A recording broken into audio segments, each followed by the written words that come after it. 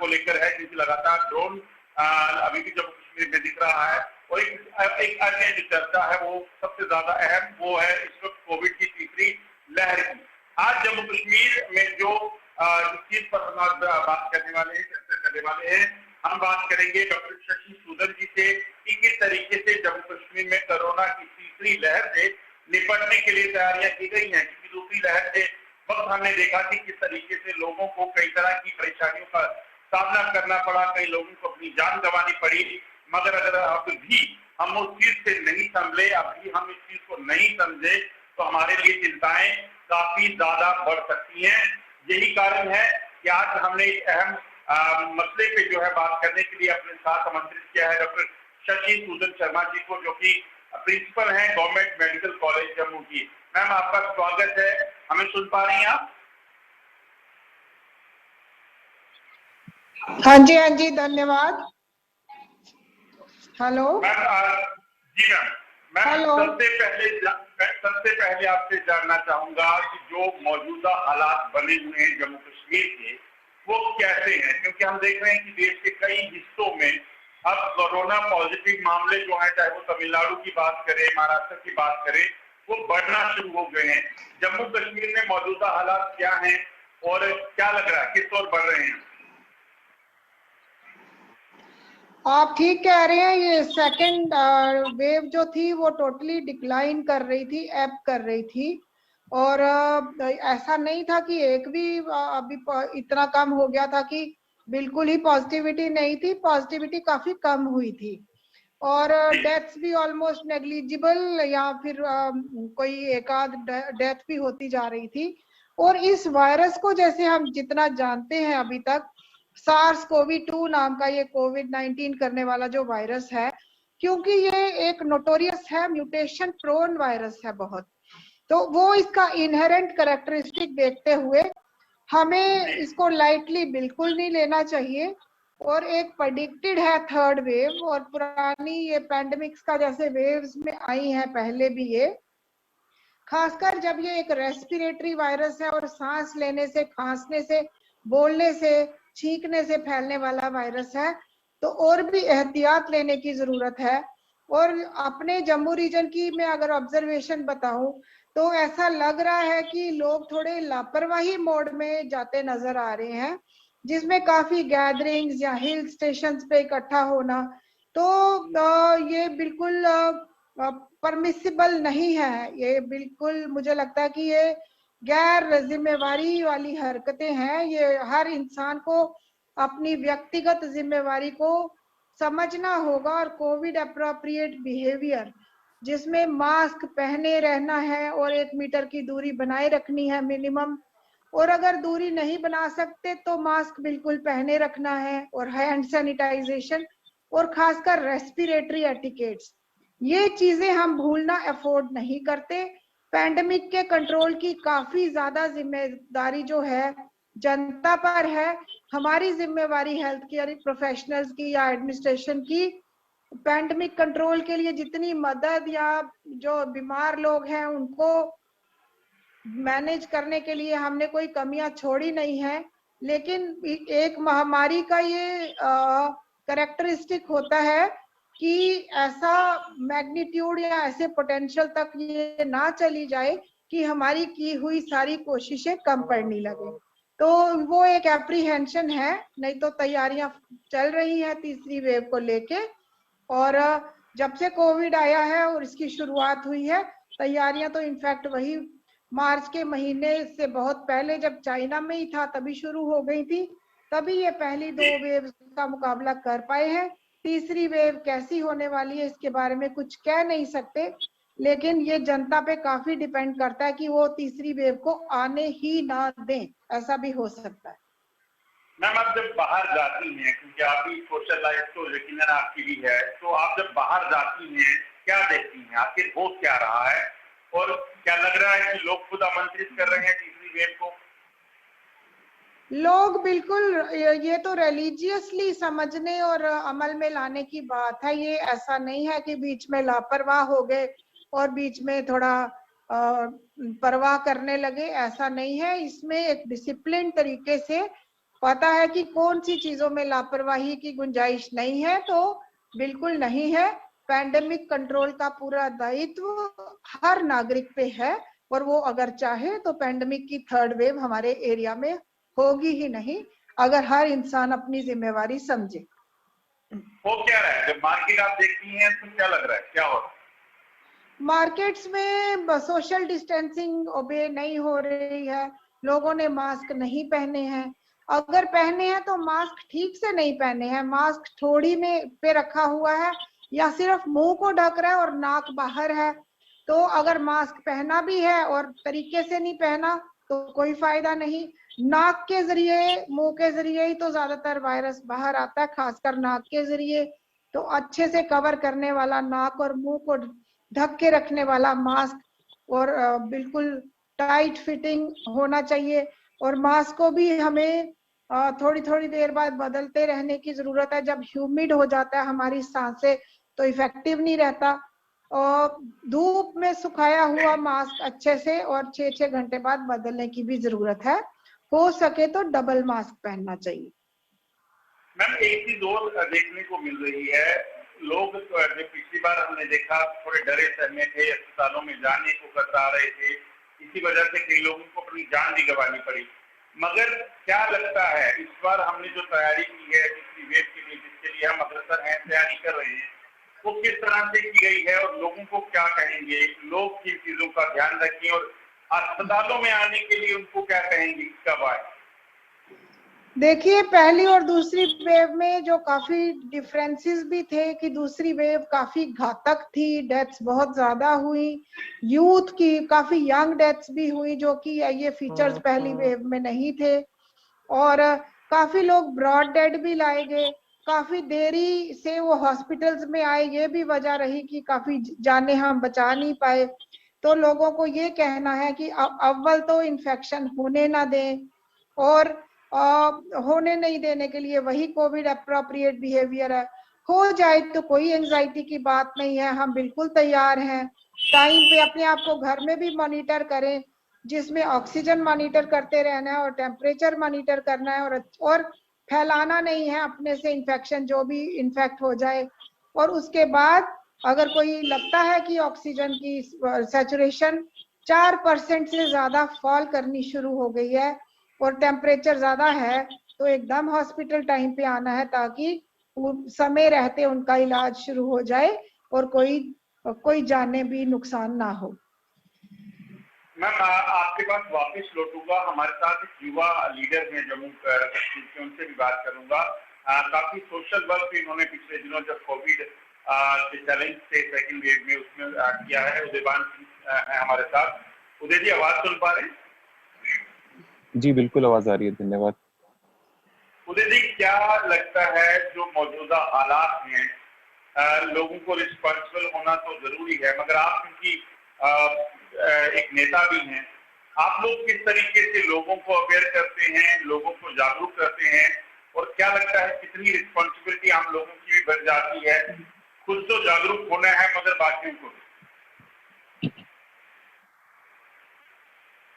आपने बिल्कुल ठीक कहा, और मेरे से पहले शायद डॉक्टर साहब बोल रहे थे, तो उन्होंने भी बिल्कुल सही, मैं उनसे सहमत हूँ। जिस तरह से वो कह रहे थे कि लोगों को अवेयरनेस देने की भी जरूरत है और लोगों को प्रिकॉशंस लेने की भी जरूरत है। देखिए, जब फर्स्ट वेव आई थी तो इतनी लीथल ये कोविड नहीं था, लेकिन जिस तरह से डॉक्टर साहब भी कह रहे थे, सेकंड वेव में बहुत ज्यादा जाने की, जिसमें युवा भी बहुत ज्यादा मात्रा में थे। जम्मू कश्मीर की हालत भी हमने देखी, पूरे देश की हालत भी हमने देखी। चीजें इतनी आउट ऑफ कंट्रोल भी हो गई कि यूपी और मध्य प्रदेश, बिहार जैसी स्टेट्स में लाशें नदियों में बहती हुई दिखी हैं। लाशें एक साथ, उनका अंतिम संस्कार तक नहीं हुआ है, तो रिचुअल्स तक नहीं हो पाए हैं, क्योंकि कुछ सिस्टम ही नहीं था, सिस्टम फेलियर हो चुका था। तो हाँ, नंबर एक तो बात यही है, मैं मानता हूँ कि मेरी आवाज आ रही है? जी जी। मैं एक चीज मानता हूँ कि लोगों को प्रिकॉशंस लेनी चाहिए, अभी से सोशल डिस्टेंसिंग भी रखनी चाहिए और मास्क पहनना चाहिए। मास्क के बिना एक ही चीज है जो मास्क हमें अच्छे से पहन के प्रिकॉशंस करके इस वायरस से बचना चाहिए। दूसरा, लोगों की जिम्मेदारी लोगों को निभानी है, सरकार की जिम्मेदारी सरकार को निभानी है। कोविड 1 में सरकार फेल हुई है, कोविड 2 में सरकार फेल हुई है। कोविड 3 में अभी तक हमें पूरी तैयारी कर लेनी चाहिए। सभी जो एक्सपर्ट्स हैं उनका मानना है अगस्त एंडिंग तक थर्ड वेव इंडिया में आ जाएगी। तो अभी चाहे देश का प्रशासन हो, चाहे जम्मू कश्मीर की सरकार हो, क्या इनके कितने इंतजाम है, कितने बेड्स इन्होंने नए लगाए। हम जानते हैं लास्ट में सारा बर्डन जीएमसी जम्मू में आता है, उसके अलावा कितना इंफ्रास्ट्रक्चर है, कहीं इंडोर स्टेडियम्स या कोई और जगह यहाँ पे ये बेड्स लगा सकते थे। ऑक्सीमीटर्स कितने मंगाए, नए मंगाए, ताकि जब चीजें ज्यादा हमें आउट ऑफ कंट्रोल हो या ज्यादा लोग जब आए तो उनको हम कैसे हैंडल करेंगे, क्या उसकी तैयारी शुरू हो चुकी है? जहां तक मुझे लगता है अभी तक। जी कहिए। अभी मेडिकल कॉलेज की अगर बात करें, बिल्कुल ये सही बात है कि जब एकदम से प्रेशर आता है, मेडिकल कॉलेज पे बहुत प्रेशर होता है, और एकदम से अगर हम कहेंगे जैसे पैंडेमिक में हजारों की संख्या में रोज लोग संक्रमित हो रहे थे, तो वो मुश्किल हो जाता है चीजों को हैंडल करना। आप मेडिकल कॉलेज, हॉस्पिटल और एसोसिएट हॉस्पिटल की अगर बात करें, तो यहाँ पर किस तरह से अभी वापस तीसरी वेव से निपटने के लिए जो बेड की ऑक्सीजन कैपेसिटी है वो बढ़ाई गई है, कितने और बेड बढ़ाए गए हैं, कितना इंप्रूवमेंट जो है आने वाले दिनों में हम करेंगे? हमारी तैयारियों में बिल्कुल मैं ये कहूंगी कि पहली वेव को भी अच्छे से हैंडल किया। किसी एक बड़े से बड़े इंस्टीट्यूशंस के साथ अगर हम अपने आप को कंपेयर करें, एम्स के साथ करें, पीजीआई के साथ करें, या श्रीनगर के डिफरेंट इंस्टीट्यूशंस के साथ करें, तो bed capacity wise, oxygen supported bed wise और आईसीयू के बेड्स हमारे बेशक 98 थे, अभी बढ़ा के हमने 100 एडल्ट आईसीयू और 100 पीडियाट्रिक आईसीयू की भी तैयारी कर रहे हैं। तो 125 ऑक्सीजन सपोर्टेड बेड जो थे हमारे शुरू में कोविड के लिए, उससे 967 तक हम ऑक्सीजन पाइपलाइन लगाते चले गए, और आज की डेट में 400 बेड्स और ऑक्सीजन पाइपलाइन ऑलरेडी हो रहे हैं एसएमजीएस हॉस्पिटल में, क्योंकि अभी जो फोकस है वो पीडियाट्रिक और मैटरनल प्रिपेयर्डनेस के हिसाब से ज्यादा चल रहा है, क्योंकि प्रेडिक्शंस हैं कि ऐसा ना हो लेस देन 20 इयर्स की ज्यादा इन्वॉल्वमेंट हो जाए। ऐसे ही हमारा 200 बेडेड एमसीएच हॉस्पिटल है गांधीनगर में, उसमें भी कोई जो 200 बेडेड है, लेकिन 140 तक हमने ऑक्सीजन पाइपलाइन लगाई थी, क्योंकि बाकी के बेड्स हमने कोविड इंटरवेंशन, कोविड के पेशेंट्स में कोई इमरजेंसी हो गई, कोई सर्जरी करनी पड़ी, कोई डिलीवरी केस था, कोई सिजेरियंस करने पड़े या नॉर्मल डिलीवरीज हुई, सारी वो सारे केसेस जो हैं बड़े चुप्पी से, शांति से, अच्छे से हैंडल किए गए। कोई शोर नहीं, कोई मरीज हमारा ऐसी सुविधाओं से वंचित नहीं रहा। और ये तो हमने अपने कोविड एचडीयू में डायलिसिस तक उनकी व्यवस्था कर दी कि डायलिसिस के लिए जो हमें पहले मरीज उठा के एक हॉस्पिटल से दूसरे में ले जाना पड़ता था, वो भी जरूरत नहीं ना पड़े। अगर जो मरीज को जिधर जो चीज की जरूरत है वहीं पे वो मुहैया करा दी जाए, ताकि मरीज को कम से कम तकलीफ हो। तो तैयारियां कंपैरेटिवली बड़े बड़े इंस्टीट्यूशंस के मुकाबले में जीएमसी ने उम्दा परफॉर्मेंस दी है अपनी, और अब तो 500 बेडेड डीआरडीओ का हॉस्पिटल भी बड़ी जल्दी एस्टेब्लिश कर लिया गया, जिसमें 125 आईसीयू बेड्स हैं, और इतना स्टाफ ऑलमोस्ट 1000 लोग पैरामेडिक्स जो है 968 में गिन रही थी, इतने लोग रिक्रूट किए गए, और डिस्ट्रिक्ट हॉस्पिटल्स को भी स्ट्रेंथन किया जा रहा है, पेरिफेरी को भी किया जा रहा है। और हर हफ्ते हमारे पास एक बैच आता है डॉक्टर्स और पैरामेडिक्स और एनेस्थीसिया टेक्नीशियंस का, जिसको हम हैंड्स ऑन ट्रेनिंग दे रहे हैं वेंटिलेटर्स के ऊपर, इंटेंसिव केयर यूनिट्स की, हर प्रकार की ऑक्सीजन एडजस्टमेंट्स की ट्रेनिंग दे रहे हैं। अपनी तरफ से ह्यूमन रिसोर्स बिल्डिंग में उनकी ट्रेनिंग में भी कोई कमी नहीं छोड़ी है, और 50 लोग डीआरडीओ के पीडियाट्रिक्स में ट्रेन हो रहे हैं, तब तक होते रहेंगे। कहीं ना हो पीडियाट्रिक्स की कोई इन्वॉल्वमेंट बच्चों की हो जाए तो एकदम उनको वापस अपनी जगहों पे भेज दिया जाएगा। तो एक ऑनगोइंग ट्रेनिंग्स का सिस्टम है, और हमारे डॉक्टर्स भी इंटरनेशनल और नेशनल लेवल के जो वेबिनार्स हैं सरकार भी हमारे लिए अरेंज कर रही है, या अपने लेवल पे भी कर रहे हैं, तो अपनी नॉलेज को बढ़ाते जा रहे हैं। अब ये नहीं कह सकते कि आने वाले वायरल म्यूटेंट का क्लिनिकल पैटर्न और एपिडेमियोलॉजिकल पैटर्न क्या होगा, लेकिन तैयारियां सब कुछ मध्य नजर रखते हुए जितना हमारा विजन हमें परमिट करता है वो अच्छे तरीके से हो रही है। काफी सारा इक्विपमेंट भी ऑर्डर कर दिया गया है। डॉक्टर्स की फैकल्टी रिक्रूटमेंट्स, जो खाली पोस्टें थी भरने के लिए, तो बहुत सारे एफर्ट्स एकदम इकट्ठे किए जा रहे हैं ताकि कोई तरफ नेग्लेक्टेड ना रह जाए। मैं एक चीज और जानना चाहूंगा, जिस तरीके से पिछली बार लोग कंप्लेन कर रहे थे कि अस्पतालों में इलाज नहीं मिल रहा, लोग जो है उनकी जान जा रही है, उसके पीछे की वजहें क्या थी? मैं एक बार फिर चाहूंगा कि आप लोगों को थोड़ा सा जो है चीजों को क्लियर करें कि वो क्या रहा था। लोग कह रहे थे कि डॉक्टर अटेंड नहीं कर रहे हैं इस वजह से। नहीं, ये तो अभी पीपी पहन के हमारे डॉक्टर्स जाते हैं, रोस्टर के मुताबिक जितने डॉक्टर्स हमारे जीएमसी जम्मू में टीम्स की शक्ल में वार्ड्स में गए हैं, रेजिडेंट्स तो वहां दिन रात बैठे हुए थे ड्यूटी पे और सीनियर डॉक्टर्स सुबह शाम राउंड कर रहे थे। इससे ज्यादा पॉसिबल ही नहीं है जाना। अब एक टीम जब जाती है प्रिकॉशंस लेके, डॉक्टर्स ने कभी अपने आप को ये या हमारे पैरामेडिक्स ने कभी ऐसा नहीं कहा। बीमार भी होते रहे, इन्फेक्शंस भी हुए, नुकसान भी हुए, लेकिन डॉक्टर्स के जोश में कोई कमी नहीं थी और जो एक स्टैंडर्ड ट्रीटमेंट प्रोटोकॉल है उसके मुताबिक सारे मरीजों को मैनेज किया गया। जी मैम, एक बड़ा अहम चीज जो है ये माना जा रहा है कि जो वैक्सीनेशन है वो एक बड़ा अहम रोल उसने प्ले किया है। आपका जो डाटा है वो क्या कहता है? मेडिकल कॉलेज में कितने ऐसे केसेस आए होंगे जिनको डबल डोज या सिंगल डोज लगा था, वो ज्यादा बीमार हुए या उनकी डेथ हुई है? और आने वाले समय में अगर हम वैक्सीनेशन की बात करें तो किस हद तक हम कवर कर पाएंगे जल्द से जल्द?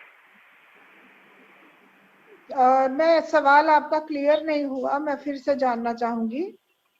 मैम, मैं ये जानना चाहता हूँ कि कितने लोग जो डेथ हुई हैं जम्मू में मेडिकल कॉलेज में या एसोसिएट हॉस्पिटल में, कितने ऐसे लोग थे जिनको जो है वैक्सीनेशन लगी थी, सिंगल डोज या डबल डोज?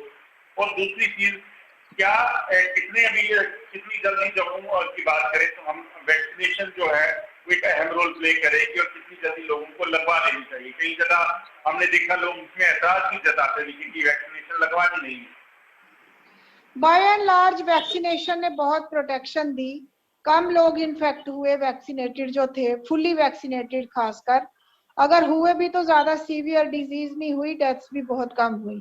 लेकिन जो डेथ्स वैक्सीन फुली वैक्सीनेटेड में हुई उनमें कोमॉर्बिडिटीज थी, यानी और वजहें थी डेथ की, जिसमें वो जैसे बहुत डायबिटिक थे या एपिलेप्टिक थे कोई कुछ मरीज, ये बहुत ज्यादा उम्र के और हाइपरटेंसिव थे, और कोमॉर्बिडिटीज थी, किडनी उनकी ऑलरेडी इन्वॉल्व थी, उनके लिवर्स ऑलरेडी कॉम्प्रोमाइज थे। तो ये वजहें रही जिनमें ये डेथ्स हुई, ने तो वैक्सीनेशन ने पूरी प्रोटेक्शन दी है। मैम, अभी इस वैक्सीनेशन को ज्यादा से ज्यादा लोग ले, उसके लिए क्या जो कदम उठाए गए हैं? क्योंकि कई जगह हमने देखा कि इतने हालात खराब थे कि लोग वैक्सीन लगाने को तैयार नहीं थे, लोग पत्थरबाजी कर रहे हैं आपकी टीमों पर। ऐसा नहीं है, वैक्सीन के लिए लोगों में एक जोश है, हमारे को देखने में मिल रहा है, और बढ़ चढ़कर वो आगे आ रहे हैं और वैक्सीन करवा रहे हैं। और हमारी वैक्सीनेशन की दर अगर देखी जाए पूरे भारत में तो हमारी यूटी की बहुत अच्छी परफॉर्मेंस है।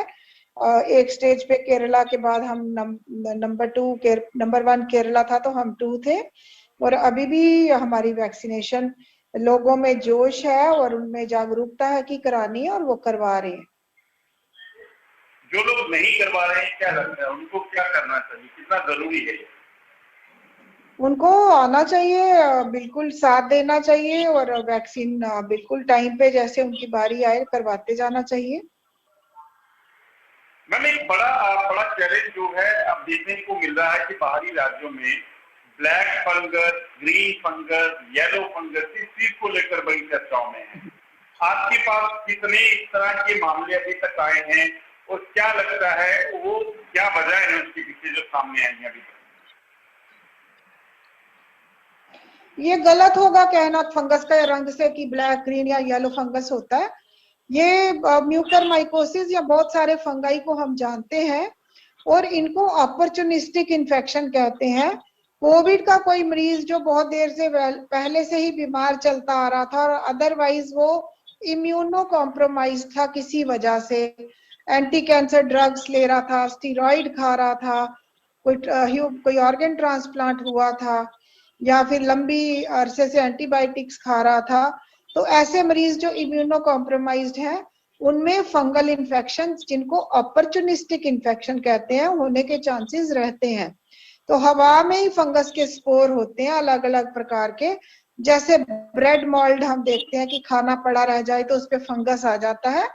वो स्पोर्स जो है, कभी जब पेशेंट ज्यादा इम्यूनो कॉम्प्रोमाइज्ड हो, खासकर कोविड में जब स्टीरॉइड्स का यूज ज्यादा किया गया, और अगर लोगों ने डॉक्टर की सलाह के बिना वक्त से पहले स्टीरॉइड्स खा लिए, शुगर जो है उनका इम्बैलेंस, डायबिटीज कंट्रोल ठीक नहीं रहा, शुगर लेवल्स ठीक नहीं मॉनिटर किए गए, तो ऐसे केसेस में डायबिटिक कीटोएसिडोसिस वगैरह हो जाए तो फंगस जो है बॉडी में जर्मिनेट करना शुरू हो जाता है।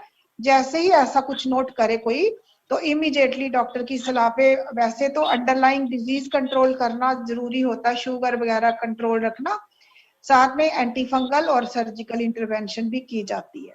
तो हमारे यहाँ कोई 31 मामले ऐसे सामने आए। जी मैम, इसमें जो जम्मू में बात करें, जो आपके पास मामले आए हैं ब्लैक फंगस से, इसमें कोई मौत भी हुई है या ये लोग ठीक? हाँ, मौतें भी हुई हैं इसमें 40 से 60% मॉर्टेलिटी वैसे ही कही जाती है कि अगर टाइमली एक्शन ना किया जाए, टाइमली मैनेजमेंट ना की जाए तो स्थिति नियंत्रण से बाहर जा सकती है। इसलिए एकदम रिपोर्ट भी करना होता है, और एकदम इसमें सर्जिकल इंटरवेंशन की जरूरत हो या एंटीफंगल की मिल जानी चाहिए। अव्वल तो ये हालात ही पैदा नहीं होने चाहिए कि फंगल इन्फेक्शन हो, अपनी ही कहीं कताही हो जाती है, मरीज सेल्फ ट्रीटमेंट कर रहा है या स्टीरॉइड्स अनमॉनिटर्ड खा रहा है, तो उसी में ऐसा होता है। मैंने एक चीज और देखी गई यहाँ कोविड की दूसरी वेव के दौरान, जो लोग पॉजिटिव होते थे, कोई मेंटल शॉक जो है उनमें देखा गया, लोग घबरा जाते थे। इसका कितना रोल रहता है कि लोग इस चीज में अगर पॉजिटिव हो जाएं, डरे ना, इसके लिए क्या करना चाहिए? हाँ, लोगों में कोविड के इन्फेक्शन के बाद नहीं, पूरे तो काफी साइकेट्रिक डिस्टर्बेंसेस वगैरह हुई देखी गई हैं। जी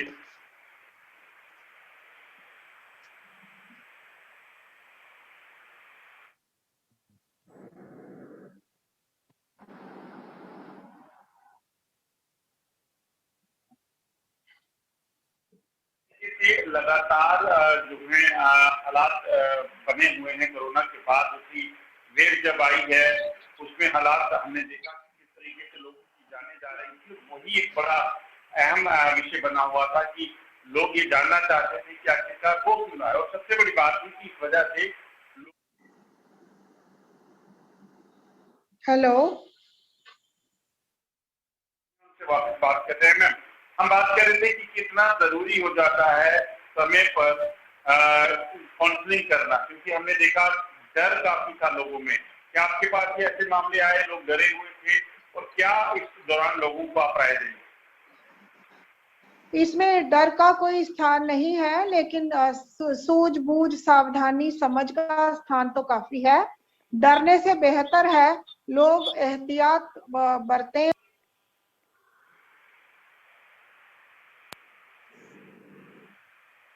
ना कि डर से अपनी जो इम्यूनिटी है उसको कमजोर करें और बीमारी को और इन्फेक्शन को अपने आप पे हावी होने दें। मैम, काउंसलिंग कितना अहम रोल जो है प्ले करती है इसमें, जो लोग डरे हैं, घबराए हुए हैं?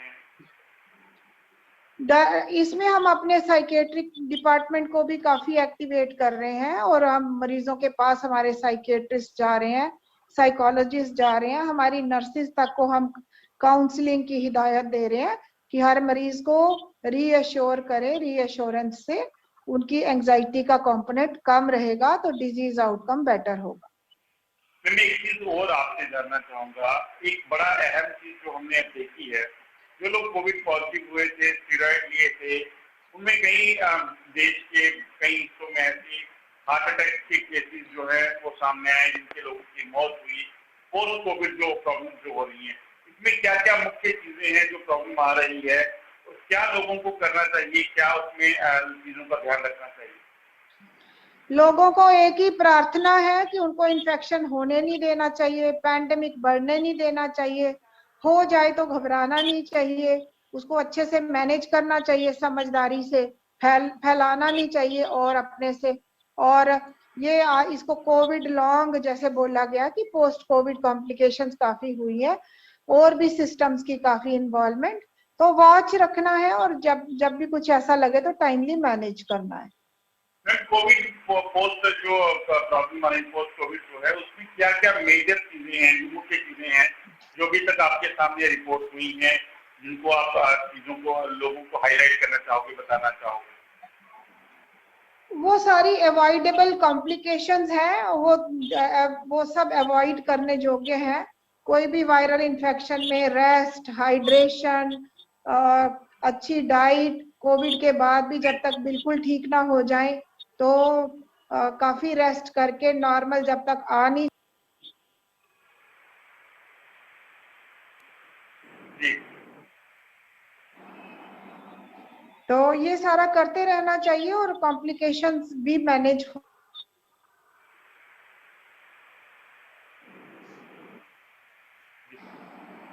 मैम एक चीज आपसे और जानना चाहूंगा, थोड़ा आपका समय और लूंगा। बच्चों के लिए कहा जा रहा है कि तीसरी वेव जो है वो बच्चों को काफी नुकसान पहुंचा सकती है, तो उस मामले में देखें तो बच्चों के लिए क्या हिदायतें हैं, और क्या लगता है ऐसा होना सही में हो सकता है, बच्चों को इफेक्ट कर सकती है?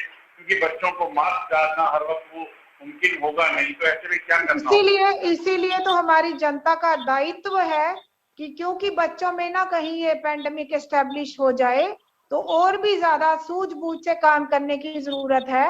ऐसा जनता की सूझबूझ में उतनी और उनके व्यवहार में, उनके आचरण में ये चीजें नजर बिल्कुल नहीं आ रही हैं।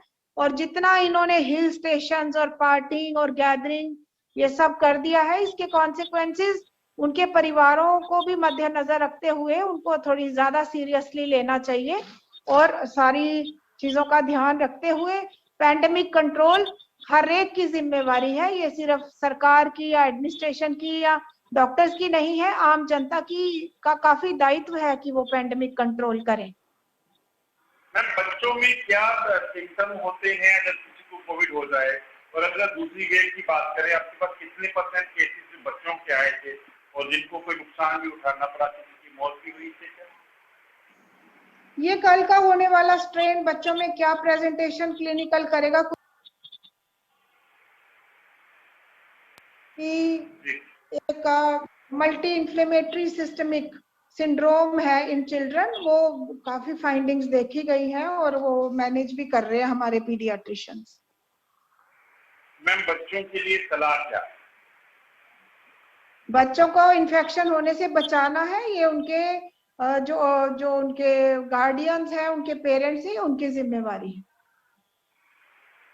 मैम आप हमारे साथ जुड़े इसके लिए बहुत बहुत शुक्रिया, और इतनी अहम जानकारियां आपने हमारे साथ साझा की हैं, और तैयारियां क्या हैं जम्मू कश्मीर प्रशासन की, अस्पतालों की और डॉक्टर्स की, खासतौर से जो फ्रंटलाइन वॉरियर हैं, उसके लिए बहुत बहुत शुक्रिया। ये थे डॉक्टर शशि सूदन शर्मा जी, जो प्रिंसिपल हैं गवर्नमेंट मेडिकल कॉलेज की, और उन्होंने बताया कि किस तरीके से कोरोना की पहली और दूसरी वेव के दौरान जो है वो डॉक्टर्स ने जो है काम किया और कोशिश की कि ज्यादा से ज्यादा लोगों तक मदद पहुंच सके, इलाज पहुंच सके, मगर दूसरी लहर के दौरान काफी लोगों को अपनी जान गंवानी पड़ी। अगर आंकड़े जो देखें तो वो काफी डरा देने वाले हैं, क्योंकि काफी लोगों की इसमें जान गई है।